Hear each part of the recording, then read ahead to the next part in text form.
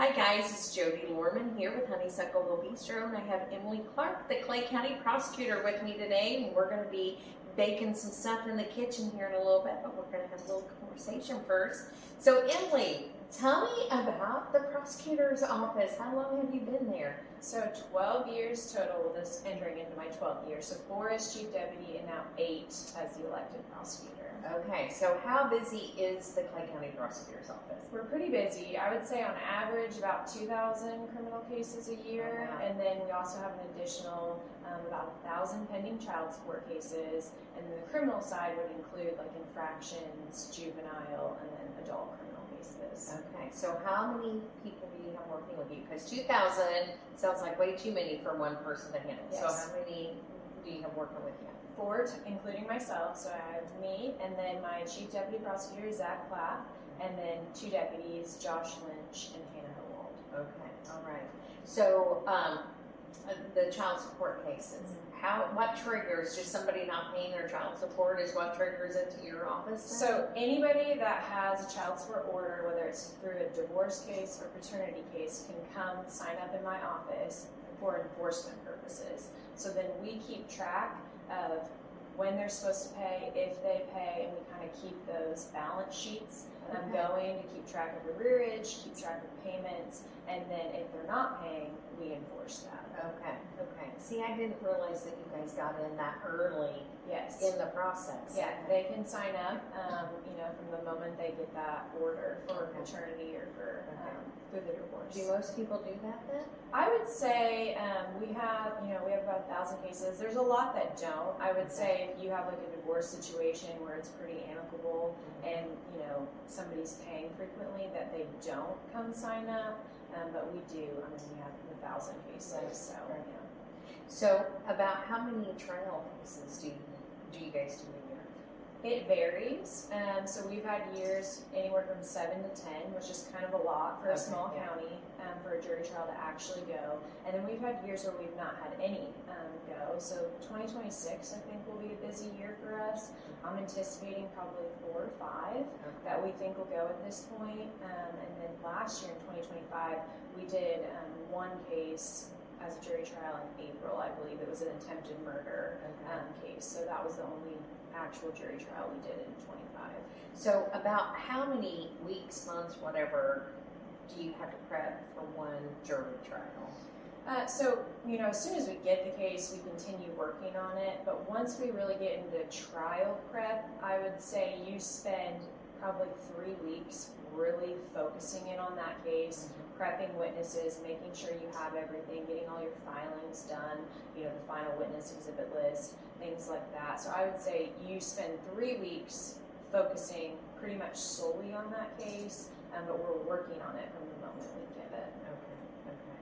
So how long does a jury trial typically last in Clay County? I know everything's different. I would say that probably on average maybe 3 days. I've had some that have been completed in 1 day, and I've had some that lasted 2 weeks. Okay. So, but I'd say probably 3 days is probably that average. Okay. So not like what they show on TV. No. Those cases are rare, like the OJ cases where they're, months. And that does happen. I remember the Richmond Hill explosion that happened in Indianapolis. They moved that to Fort Wayne, and that lasted, I believe, over a month. So there are cases where that happens, but they're rare. Yeah. So with 2,000 cases a year, is that pretty average for a county our size, or are we a little up there? I would say we have a heavy caseload for our population. I would say it's pretty common though in rural communities that don't have a lot of industry and have like that lower socioeconomic status, that crime kind of correlates with that. So I would say we're not alone, but for our population size, we do, I believe, have kind of a high criminal filings. So what could we do as a county that would help the prosecutor's caseload? So I would say the most common factor with our cases is drug use, if it's not a drug case, it's somehow related, whether that's theft or OBWI or batteries, things like that. They all kind of come back to drug use.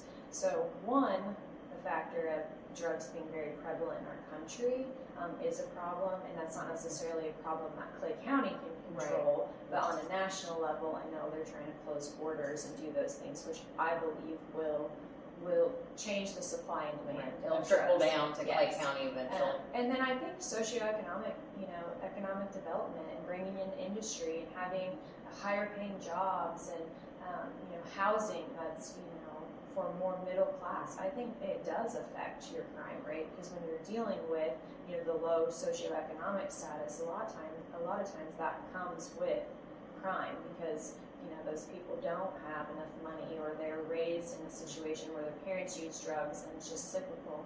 So I think, improving our economy on a local level does help the crime rate. Okay, you bring up a good point. Do you see, you've been there for 12 years, which is a long amount of time, but do you see a pattern of generational clientele to your office? You see a lot of the same names, and it's those kids were raised in it, that's what, their parents did, that's what they learned, so we see a lot of generations. The names the prosecutors before me dealt with are probably the names I'm still dealing with now. Right. So, I don't know what it's called now, is it Division of Family and Children's Services? Department of Child Services, okay.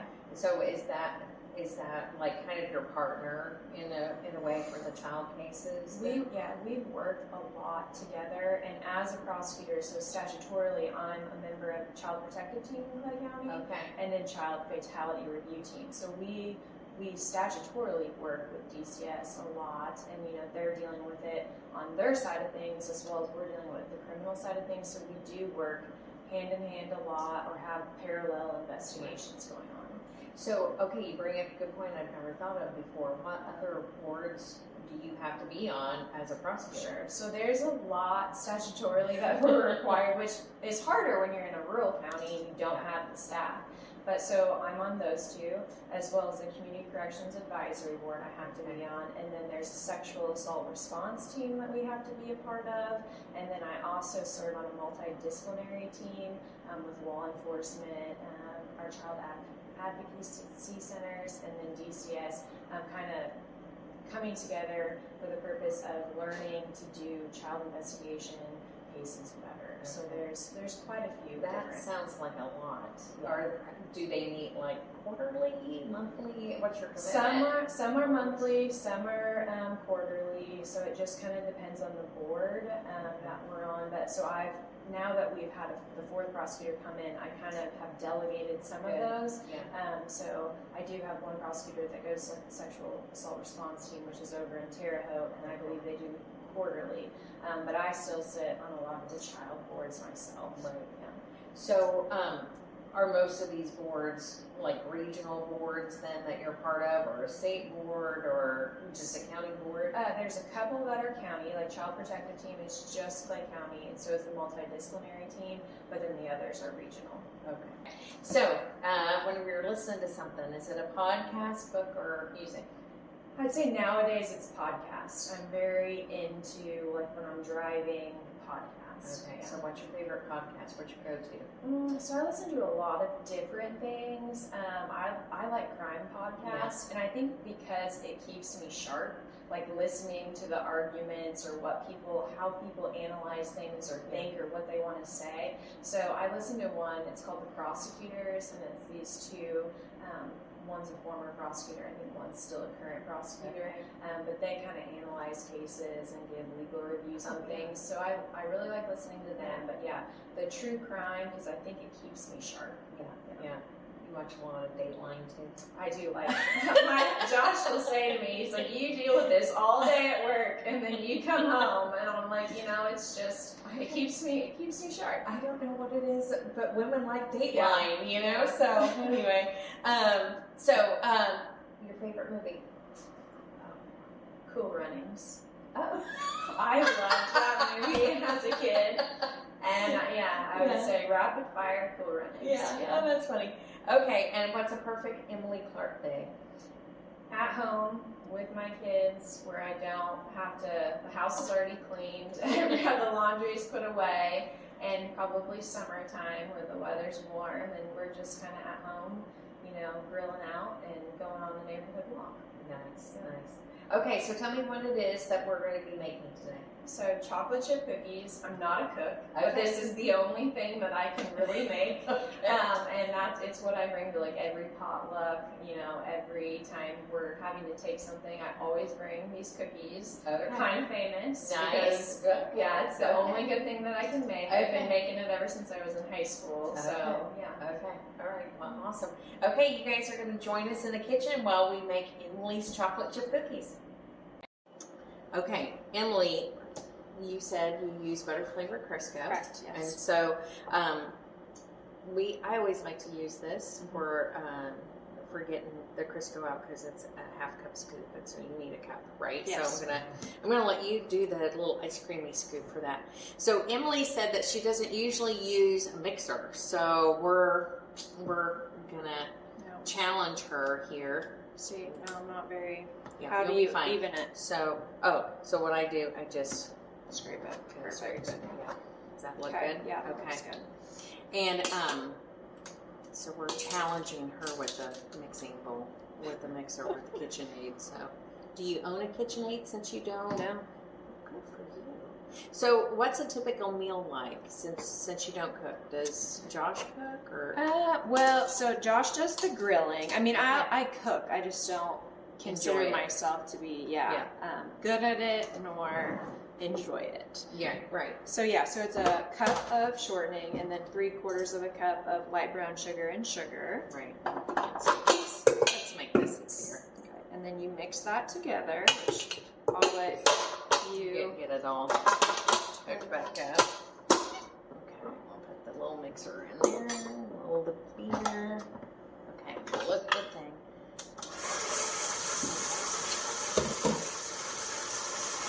And so that was 3/4 cup of white sugar and light brown sugar. Correct.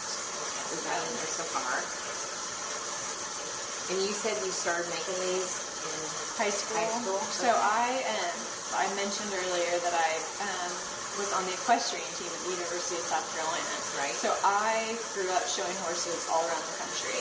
And I used to train at a barn in Vincennes, Indiana. Yeah.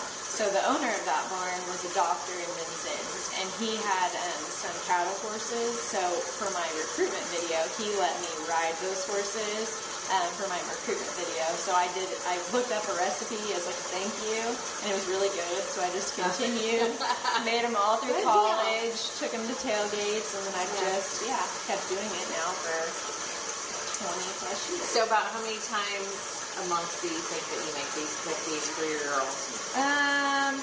They would probably like it more. I would say once a month, maybe. We make them, so that's probably pretty good. All right, so we shut that off. Okay, so then we add the egg Okay, next. I'll let you do that. Okay, And it's 2 eggs. 2 eggs. Oops, not very talented at That's that. all right. They always get nasty. Throw that in there. So add the 2 eggs. And then stir. So we'll go a little bit faster this time. We'll slow it down when we add the flour, otherwise you and I will both be wearing it. Yeah. Okay, so that's pretty good. And now add the vanilla. And that's 2 tablespoons. So it's quite a bit. Okay, so mix that in. So you said that you take this to pitchings and stuff. Do you do very many pitchings at the prosecutor's office? We do them, and like during jury trials, a lot of times we'll bring in kind of like stuff because we don't have time to go. Right. So we will do that, and then Christmas, Thanksgiving, like times like that. Here we do some carry-ins. Yeah. Okay, so that's probably good. All right. And now we add in Over this. all the dry ingredients. Okay, so let's do this. We're gonna, and so it was what, 2 1/4 Cups is of that flour. right? And then it was 1 tablespoon of salt and 1 tablespoon of baking soda. okay. And then the We don't add those till Okay, this is okay. mixed. Yeah. I got a little nasty right there. Got a little flour there. Okay. All right. We'll lift this back up. Turn that on low. Yeah. So once all that's mixed, then we add the milk chocolate chip chips to it. And Judah, our daughter, is the videographer today. You never know who I can get to be a videographer. We've had some technical difficulties, I'll be honest with you. So, God love her for Sticking with us. All right, is that looking good? Yeah, that looks good. All right. Now we'll add those chocolate chips. And how was it? 1.5 cups? Yeah. Okay.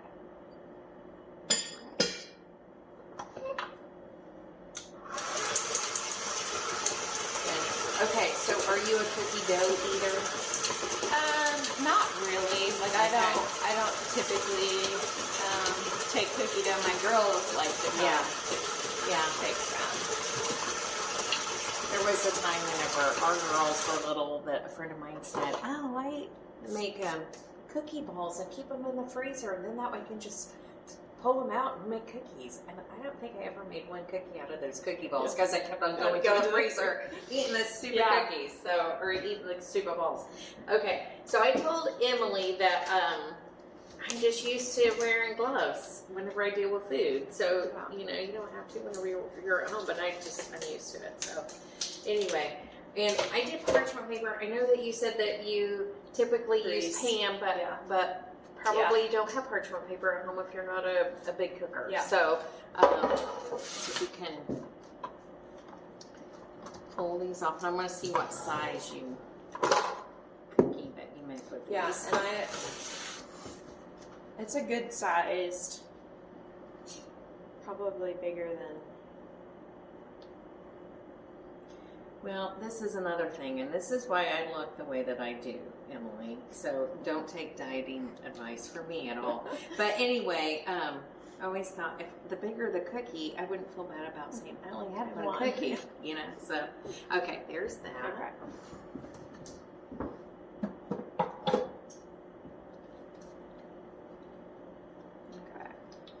So we're probably looking like walnutty size then. Okay, okay. And you don't roll it perfect? It's just, okay.